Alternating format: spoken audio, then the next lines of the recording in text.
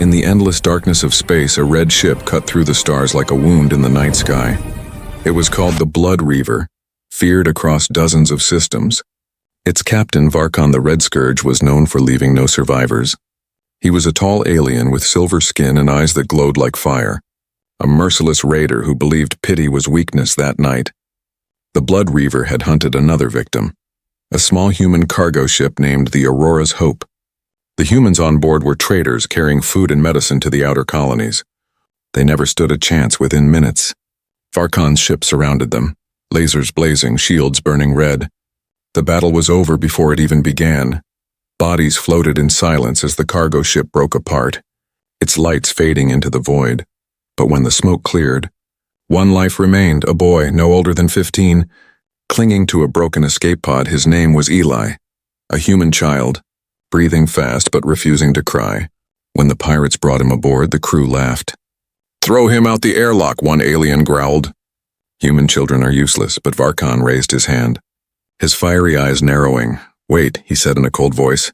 "Look at him." Eli's face was dirty, his lip bleeding, but his eyes were not empty. He stared at the pirate captain with silent fury. Most humans begged or screamed, but this one stood there, chest shaking, holding back tears. There was something in his look that made the captain's pulse slow, something that felt dangerous. "What is your name, boy?" Varkon asked. The boy said nothing. The captain grabbed his chin roughly, lifting his face. "I said your name, Eli," the boy whispered. "My name is Eli." The crew laughed again, mocking his small voice, but Varkon didn't laugh. He saw something in that voice, something sharp, like a blade hidden behind trembling words. He turned to his men. "Take him to the lower decks. He's mine now." The crew roared in approval, thinking the boy would die cleaning the engines or scrubbing blood off the floor. But they didn't see the small spark in Eli's eyes. They didn't see the way he studied everything, the corridors, the controls, the crew's habits. He was afraid, yes, but he was also learning. Days passed on the ship. Eli was given no bed, no food unless he earned it. He worked in silence, watching the engines hum with power, every sound, every movement. He memorized it all. Sometimes when the crew mocked him, he bit his tongue and said nothing. Other times, he just stared at them with those burning eyes. It made even the toughest alien turn away.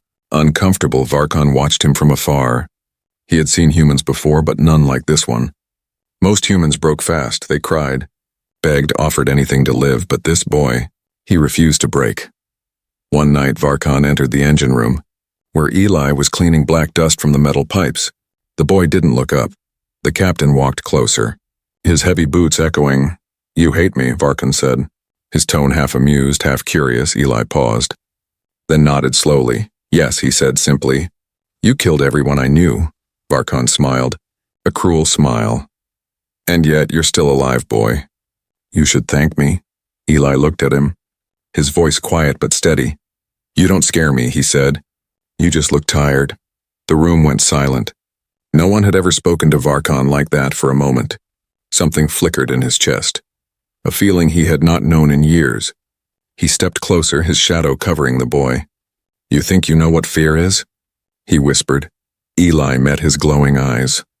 "I know what loss is," he said. "Fear is nothing compared to that."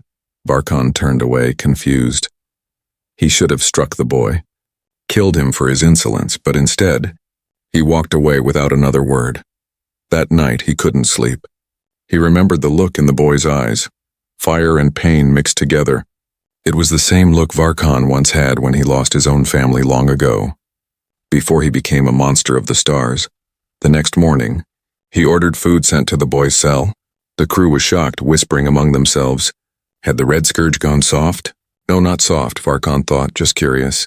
There was something about this human, something ancient, something dangerous. He didn't understand it yet, but deep down, he knew this child would change everything. As the Blood Reaver sailed through the silent stars, the merciless pirate began to wonder, for the first time in many years, what if humanity's weakness was its greatest strength? And what if this boy, this human child, was the spark that would one day burn the galaxy? The days turned into weeks aboard the Blood Reaver. The ship sailed through endless stars filled with the smell of metal, oil and fear. But among the alien crew, one small human refused to vanish. Eli, the boy who had lost everything, moved like a ghost through the halls. Silent but watching, always watching. The crew laughed at him. They called him rat, pet, and sometimes meat. They threw scraps at him and made him scrub the blood from the decks after every raid. But no matter how hard they tried to humiliate him, Eli never begged, he never cried. He just stared at them with calm, burning eyes. It made some of the pirates uneasy, because deep inside, they felt it, this boy was not broken, he was waiting. Varkan the Red Scourge watched from his command chair. He had seen thousands die, thousands scream for mercy, but never had he seen a child carry such cold silence. Sometimes when he passed by, he found Eli staring through the viewing window at the stars. "Do you miss your home?" Varkan once asked, his voice quiet. Eli didn't look away from the stars. "My home burned because of you," he said, "so I guess I miss nothing now." The captain almost laughed, but the truth in the boy's voice stopped him. Eli began to study everything, the ship's controls, the power systems, the movement of the guards. At night, when the engines roared softly, he drew lines with chalk on the metal floor, tracing the ship's layout from memory. He didn't plan to escape, not yet, he planned to understand. Because understanding was power, and Eli wanted power more than he wanted freedom. One day, Varkan entered the mess hall where the crew was eating. Eli was cleaning the floor beside them, ignoring their laughter. One alien threw a piece of burnt food at him. "Eat it, little human," he mocked. "It's better than what your kind deserves." The boy looked up, his jaw tightening, but before he could move, another pirate slammed a metal cup beside his head. The crew roared with laughter. Then Varkan's voice cut through the noise, sharp as a blade. "Enough," he growled. The room went silent. Everyone froze as the captain stood, his fiery eyes glowing. "If he dies, who cleans your filth?" he said coldly, then turned to Eli. "Get up." Eli stood slowly, still silent. Varkan looked at him for a long moment. Then he said, "You've got a spine, human." But spines break easily in space. Eli wiped his cheek where the food had hit him. "Maybe yours will break first," he said quietly. The room tensed. The crew expected the captain to kill him on the spot. But Varkan only smiled, a thin, dangerous smile. He turned and left, his long coat flowing like fire behind him. No one understood why the captain spared the boy again, but Varkan knew. He wanted to see how far the human's rage could go. Later that night, Varkan went to the lower deck where Eli slept. The boy sat alone beside a flickering light. Staring at his hands, they were raw from work, covered in small cuts. "You hate me," Varkan said. Standing in the doorway, Eli didn't answer. "I killed your people, burned your ship, and yet you're still alive," Varkan continued. "Why do you keep breathing?" Eli finally looked up, his eyes cold but alive. "Because if I die now, you win," he said. Varkan frowned, surprised by the answer. "Win?" he asked. Eli nodded. "You want me to be like you? Empty? Cruel, hopeless?" He stood, his small figure trembling but unbroken. "I won't give you that," he said. For a long time, Varkan said nothing. The hum of the engines filled the silence between them. Then the captain laughed. A low, strange laugh that sounded almost proud. "Maybe there's more to you than I thought," he said. Turning away after that night, something changed. Varkan stopped treating Eli like a prisoner. He didn't give him comfort, but he gave him freedom to move around the ship. The crew hated it, whispering behind Varkan's back, but no one dared question him. Eli, meanwhile, continued to work, learn, and grow stronger. He started helping in small repairs, fixing wires, cleaning engines faster than anyone else. His human hands were small but clever. Even the ship's engineer, a grumpy alien named Drav, began to respect him. Though he'd never admit it, days later, the Blood Reaver was attacked by cosmic lightning near a dead star. The ship's systems overloaded. Lights flickered, alarms screamed, everyone panicked. But Eli ran toward the main console. He remembered how the power grid connected, how energy flowed through the coils. His quick action stopped the explosion that could have torn the ship apart. When it was over, the crew stared at him in disbelief. A slave had just saved them all. Varkan stood in silence, staring at the boy who refused to die. Finally, he said, "You just saved the Blood Reaver, human." Eli wiped the sweat from his forehead. "I didn't save you," he said quietly. "I saved myself." Varkan's eyes narrowed, but deep inside, he felt something he hadn't felt in years, respect. The human boy was no longer just a prisoner. He was something else, something dangerous. a storm building inside a fragile body, and for the first time in decades, the merciless pirate captain began to feel something strange stirring in his cold heart. He began to feel hope. The universe was quiet again, but silence on the Blood Reaver never lasted long. The crew had begun to whisper about the human boy. Some called him lucky, others called him cursed. But all of them agreed on one thing: Eli was not normal. He had survived where others would have begged for death. He had stared into the fire and refused to burn. Varkon the Red Scourge watched him more closely now. The boy had become part of the ship's rhythm, moving with purpose, working with skill. He didn't talk much, but his eyes always noticed everything. When engines overheated, he was there first. When systems glitched, he found the fault before anyone else.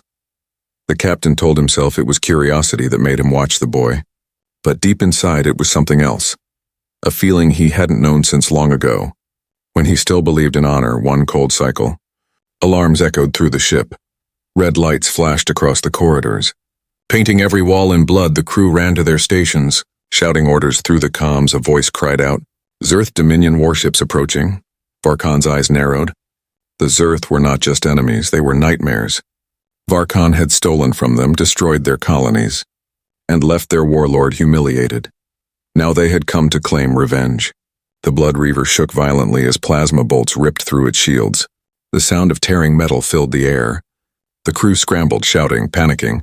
Varkon barked orders, his voice cutting through the chaos. "Return fire, all cannons active, bring the ship around." But the enemy had numbers.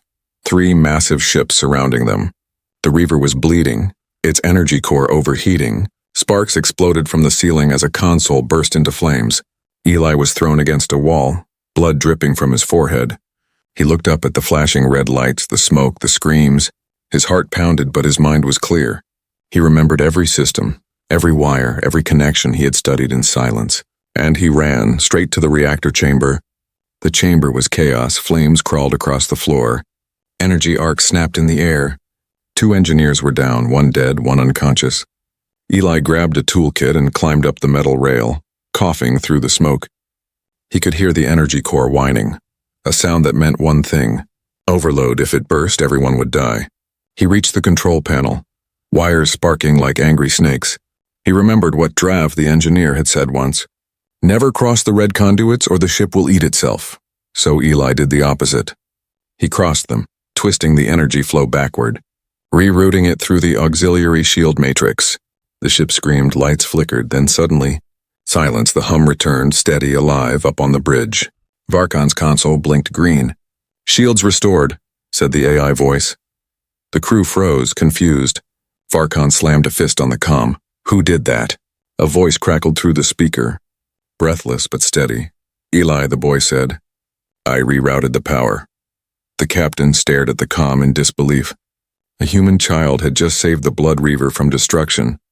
The pirates cheered, but Varkon didn't. He stood in silence, looking at the stars burning outside. Then he spoke softly. "So the boy learns faster than the stars die." When Eli returned to the bridge, his face was covered in soot.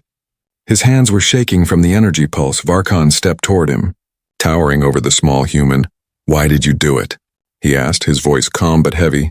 Eli wiped his nose, leaving a streak of ash on his cheek. "If you die, I die too," he said. "I'll choose when I die." For a moment, the entire bridge went silent. The crew exchanged glances, unsure if the boy was brave or insane, but Varkon laughed, a deep, real laugh that none had heard in years. It echoed through the ship, sharp and wild. "You've got teeth." "Boy," he said. "Sharp ones." Eli looked up at him, his voice quiet. "Humans bite back," he said. Varkon's smile faded, replaced by something else: respect. He turned to the crew, shouting, "From this day, no one touches the boy." The pirates looked stunned. "Captain, he's just—" one began. "Enough!" Varkon roared. "He's earned his place on this ship." And just like that, Eli went from prisoner to crew member. But not everyone was happy. Some whispered behind his back, calling him cursed or lucky. Others feared what Varkon saw in him. Because when they looked into the boy's eyes, they didn't see weakness anymore. They saw something wild, something that scared even killers that night. Eli sat alone in the maintenance bay, staring at the stars through a small window. His reflection looked older, harder. He thought about his parents, his home, the fire. Every memory was pain, but pain had become his teacher. He clenched his fists and whispered to himself, "I'll never be weak again." On the upper deck, Varkan watched him through the cameras. The old pirate felt something he didn't want to admit: pride. The boy had courage, discipline, and fury, qualities Varkan once had before his soul turned cold. He leaned back in his chair, whispering, "Maybe there's still honor left in the stars," but neither of them knew what was coming next. Because far away, the Zerth Dominion had sent a message to every hunter in the sector. They wanted the Blood Reaver destroyed, and the human boy captured alive. The storm inside Eli's heart was only beginning, and soon it would set the whole galaxy on fire. The Blood Reaver floated through the black sea of stars, its engines humming like a beast resting after a hunt. Weeks had passed since the battle with the Zerth Dominion. The crew whispered about the strange human who had saved them. Some admired him, others feared him, but all kept their distance because Eli was changing. He was no longer the quiet slave who cleaned floors and hid from laughter. Now he walked with purpose, his head high, his eyes sharp. Varkan saw it too. The boy's hands no longer trembled. His movements were quick, precise, cold. There was rage inside him, yes, but there was also control. And that was far more dangerous one morning. Varkan called him to the training deck. The air smelled of oil, sweat, and metal. Weapons lined the walls, blasters, blades, energy whips. Eli stood at the edge, unsure why he was there. The captain tossed a dull blade at his feet. "Pick it up," Varkan ordered. Eli bent down, the metal cold in his hand. "I'm not teaching you mercy," the captain said. "I'm teaching you how to survive. For the next few hours." The boy was thrown into a storm. Varkan attacked without warning, his strikes fast and merciless. Eli blocked, stumbled, and fell again and again. Blood ran down his arms. His knees scraped raw against the metal floor. But every time he fell, he stood up again. And every time he stood, Varkan's respect grew. "You learn fast," the captain said after one brutal session. Eli wiped blood from his mouth, breathing hard. "Pain teaches faster," he replied. The captain grinned, spoken like someone who's lived through it. Days turned into weeks of fire and bruises.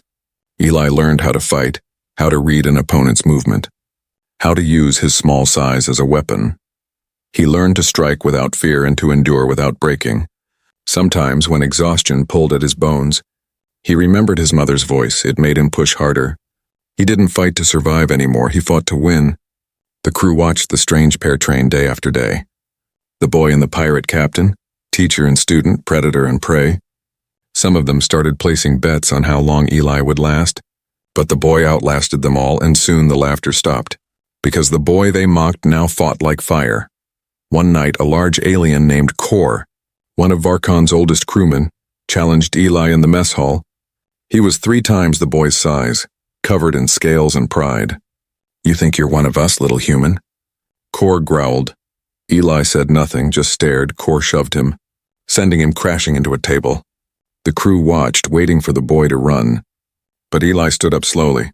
Wiping the blood from his nose, he whispered, "I don't think, I prove." Then he moved. What happened next was fast and brutal. Eli ducked under Kor's swing, grabbed a metal plate and slammed it into his jaw. The sound echoed through the hall. Before Kor could react, the boy struck again and again, each hit full of fury. When Varkan entered, Kor was on the floor groaning. The captain looked down, then at Eli, who stood trembling but defiant. Varkan's lips curved into a grin. "Enough," he said. "You've got claws now." "Cub," Eli frowned. "Cub?" Varkan chuckled. "That's what we call the young of beasts who survive the hunt." The boy didn't smile, but a small spark lit in his eyes. "Then you made me one," he said. The words hit Varkan harder than he expected. He turned away, hiding the strange warmth rising in his chest. After that night, Varkan started calling him Cub in front of everyone, and no one dared to mock the name. The crew began to respect him, not because he was human, but because he had earned it with blood. He worked beside them, fought beside them, and sometimes even laughed beside them. But deep inside, Eli never forgot. He remembered the screams, the fire, the faces of the ones he lost. He kept that pain buried, using it as fuel. Every strike he learned, every move he mastered was a promise that one day the galaxy would fear the name of the boy they once called weak. Varkan watched his progress with quiet pride. He saw himself in the boy, The same anger, the same loneliness, but unlike himself, Eli still had something pure left in his heart. Hope, and that scared Varkan more than any weapon, because hope was the most dangerous power in the universe. One evening, as the stars drifted outside like silent witnesses, Varkan said to him, "You've got the heart of a warrior. Cub, but be careful." Eli looked up, curious. "Why?" "Because warriors either die young," Varkan said softly, "or they live long enough to become monsters like me." Eli didn't answer. He just looked at the stars and whispered under his breath, "I'd rather die human than live like a monster." Varkan heard the words but said nothing. He only smiled. A rare, sad smile that came from somewhere deep. The boy was changing, yes, but so was the pirate, and neither of them realized that fate was already watching, waiting for its next move. Because in the far reaches of space a shadow was rising, and soon both teacher and student would be tested in blood. The Blood Reaver drifted through a silent nebula, its red hull glowing faintly under the ghost light of dying stars. Inside, the crew celebrated after another successful raid. Laughter and music echoed through the metal halls, but under that noise, something dark was moving, something that smelled like betrayal. Varkan sat in his command chair, a half-empty glass in his hand. He watched his crew dance and fight, shouting songs of victory, but his eyes were distant, his mind heavy. He had been a pirate too long to trust peace. When things were too quiet, it meant a storm was coming. Eli sat in the corner of the mess hall, sharpening a knife with slow, careful strokes. The crew no longer called him slave. He had earned his place among them, even if they didn't fully accept it. Some still hated him for being human. Others feared him for being too much like their captain. But Eli didn't care. He worked, trained, and watched. He could feel it too, that something in the air had changed. That night, while most of the crew slept, Varkan called Eli to the control room. The captain's eyes glowed faintly in the dim light. "You feel it, don't you?" he said. Eli nodded. "Something's wrong." Varkan leaned back, his claws tapping the metal armrest. "Someone on this ship is talking to the Dominion," he said quietly. "I can smell the rot." Eli frowned. "Why would they betray you?" Varkan smiled bitterly. "Because loyalty costs more than fear, and some fools are tired of being afraid." He stood, his long coat brushing the floor. "If I fall, Cub, don't let them take this ship alive." Eli's grip tightened around his knife. He didn't answer, but the fire in his eyes said enough. The next day, everything fell apart. The Blood Reaver was flying through open space when suddenly the alarms screamed. Blinding flashes lit the windows. Enemy fire. The Dominion fleet had found them. "Shields down to 40%, the navigator shouted. Varkan barked orders. "All guns to front arc. Return fire now." The ship shuddered under the assault, but what struck Varkan hardest wasn't the fire outside. It was the chaos inside. A small explosion rocked the left corridor. "Internal breach," someone yelled. Then came the words that froze everyone's blood. "The codes! They had our location." Varkan's face darkened. The betrayal was real. He stormed down the hall, drawing his plasma blade. Eli followed close behind, his heart pounding. They reached the engine room and found him, Varkan's second in command, Driven, standing by the control console with a transmitter in his hand. The traitor's reptilian face twisted into a cruel grin.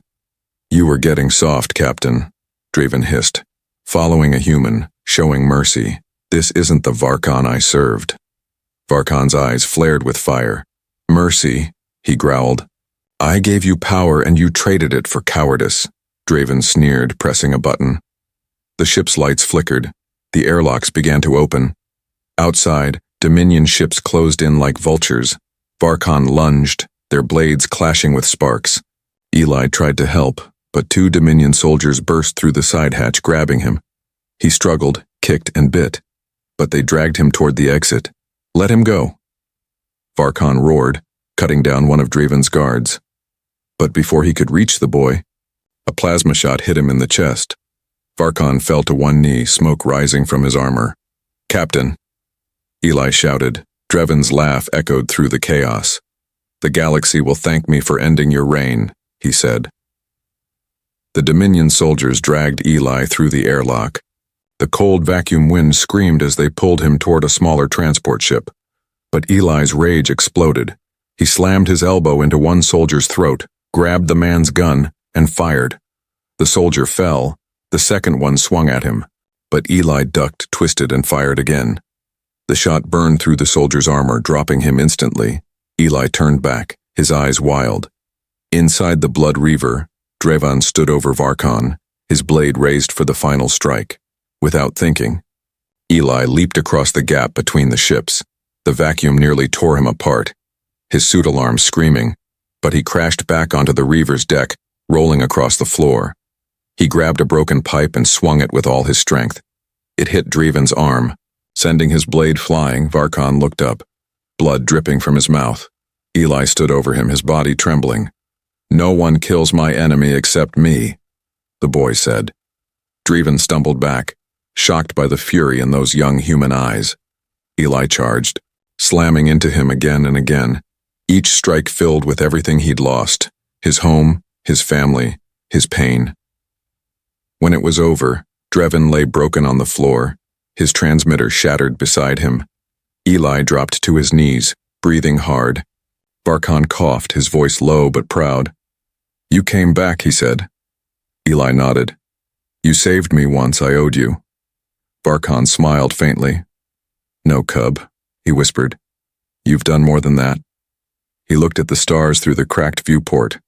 "For the first time in years, I feel something real. Honor." Eli looked at him, eyes shining with tears he refused to let fall. "Then live for it," he said. But Varkan shook his head. "Not me, cub," he said softly. "You." The ship's engines roared to life again. The remaining crew rallied under Eli's command, fighting off the Dominion fleet. The Reaver was damaged, bleeding fire but still flying, and in that moment, the galaxy witnessed something it had never seen before. A human leading pirates into battle. The Merciless pirate had found honor, and a human boy had found purpose. But far beyond the stars, something greater was waiting, because the war for survival was only beginning. The Blood Reaver floated on the edge of ruin, its once glorious red hull scarred and smoking. The stars around it burned like cold witnesses to a coming storm. Inside the ship, silence filled the halls. The crew worked without laughter now, their faces grim, their eyes tired. Too many friends had died. Too much blood had been spilled. And above them all in the captain's quarters lay Varkan the Red Scourge. He was alive, but barely. The plasma wound in his chest refused to heal. Eli stood beside him, wrapping bandages with trembling hands. "You shouldn't move," the boy said quietly. Varkan chuckled weakly. "I've been told that before." His voice was rough but warm. He looked at the human boy, his once cold eyes filled with something almost fatherly. "You've grown sharper than my blade, cub," he said. Eli's throat tightened. "You taught me how." Varkan smiled faintly. "Then I did one good thing before I die," but Eli shook his head. "You're not dying," he said. "Not while I still breathe." The old pirate laughed softly, then coughed, blood staining his lips. "Listen, cub," he said. "The Dominion fleet is coming, and I can't lead this fight." He reached out and gripped Eli's shoulder with surprising strength. "This ship is yours now," he said. "Make them remember the Blood Reaver." Eli froze, his voice breaking. "I'm not a captain," he said. Varkan's eyes blazed. "You are," he said, "because you've got something no one else here has. Heart." The alarms screamed before Eli could reply. The crew ran to battle stations. Through the cracked viewport, the stars lit up with enemy fire. Dozens of Dominion ships approached, their black hulls reflecting red from the explosions around them. The fleet had come to finish what it started, and this time, they wouldn't stop until the Blood Reaver was ashes. Eli looked out at the vast darkness, his hands trembling. He could hear Varkan's breathing behind him, weak but steady.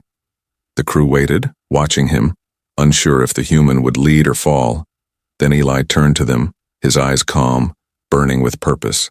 "Prepare for battle," he said, his voice firm. We fight until the last spark. The pirates stared for a moment, then nodded. Even the toughest among them felt something stir, a strange faith in this small human who refused to die. Eli took the captain's chair. For the first time, the Blood Reaver felt like his. He pressed the comm button, his voice echoing through the ship. This isn't about revenge, he said. This is about honor. And across the halls, even the most hardened pirates stood straighter. The first wave of Dominion fighters attacked. The Reaver spun through the crossfire like a wounded beast still hungry for war. Eli commanded with precision, every order sharp and fast. Gunners! Target the lead cruiser engines, push power to shields. Varkon's lessons echoed in his mind. Never fight where the enemy expects. Never show fear. The boy who once scrubbed floors now led killers and smugglers into a storm of fire. A blast tore through the left side of the ship. Eli stumbled but didn't fall. Seal the breach, he shouted. Return fire. Cannon fire streaked across the void, cutting through Dominion hulls like lightning. 2 ships exploded in bright bursts of red flame. The crew cheered, but the victory was short. 5 more ships moved in, surrounding them. Varkon dragged himself onto the bridge, leaning on the wall for balance. Eli turned in shock. You shouldn't be here. Varkon smirked. And miss my own funeral?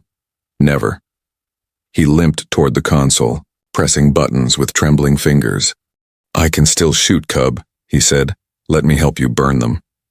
The old pirate and the human boy fought side by side. One born in blood, the other forged by it.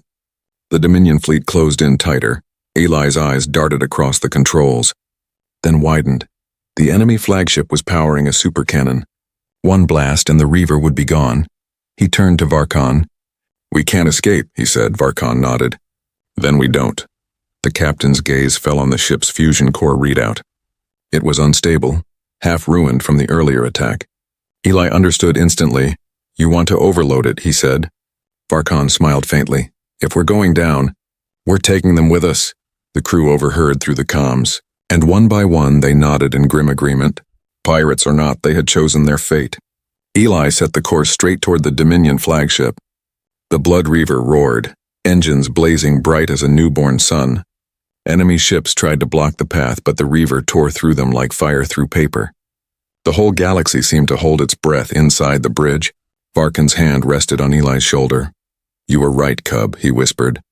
Humans don't surrender. Eli's voice was quiet, steady. Then let's prove it. The Reaver smashed into the Dominion line. The explosion was like a second sunrise, painting the void in colors no human eyes had ever seen. Waves of light rippled across the stars, swallowing both fleets in a blinding storm, and when the fire faded, only silence remained. But deep inside the wreckage, a single escape pod drifted away.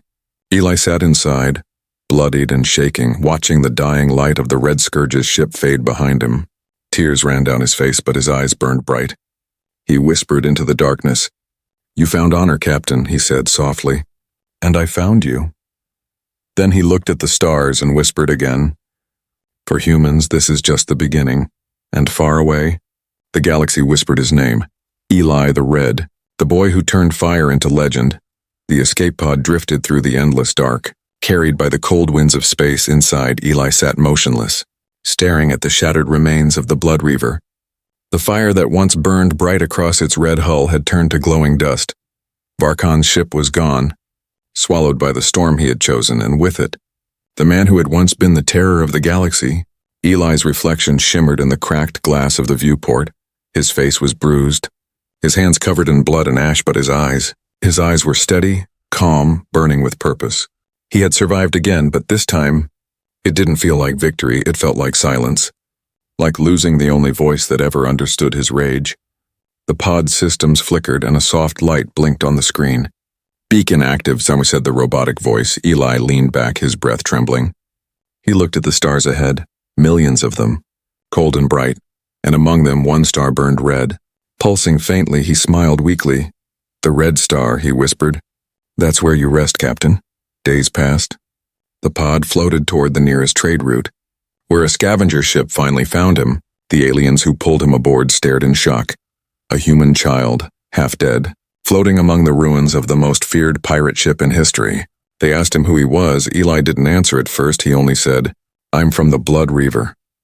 The word spread like wildfire. Soon, every corner of the galaxy heard whispers of the boy who survived the Red Scourge's last stand. Some said he was cursed, others said he was chosen. But all agreed on one thing: wherever he went, stories followed. Stories of a pirate who found honor, and a human boy who carried it forward. Eli was taken to a distant colony, healed and offered safety, but peace didn't fit him anymore.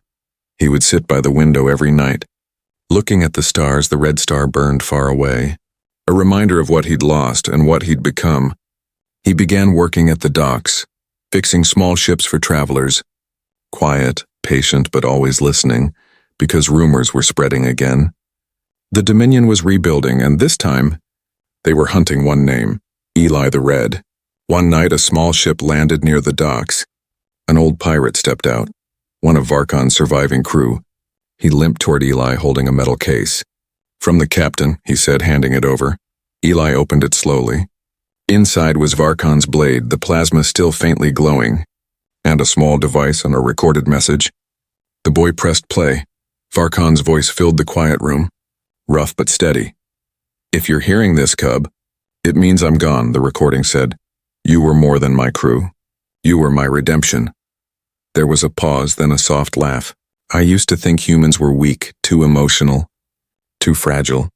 But you showed me that emotion isn't weakness. It's fire. And fire, my cub, can burn the stars themselves." Eli closed his eyes, holding the blade close for the first time in months. He allowed himself to cry, not in sorrow, but in pride. He whispered, "I'll carry it, Captain. I'll carry the fire." Years passed. The name Eli the Red became legend.